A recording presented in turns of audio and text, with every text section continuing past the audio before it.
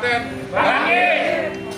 Kami menghimbau kepada seluruh pelaku usaha yang ada di Kabupaten Klaten, baik itu usaha besar, usaha kecil, menengah, dan mikro.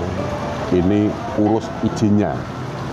Bisa kami bantu di DPMP TSP ataupun bisa kami fasilitasi. Yang kedua, khususnya teman-teman pelaku usaha mikro, kecil, silahkan untuk bisa mencari NIB sebagai identitas dan pelaku usaha. Kami mendorong, kami akan membantu sebanyak-banyaknya kepada para pelaku usaha mikro. Baik datang sendiri ke kantor DPMP TSP maupun secara mandiri.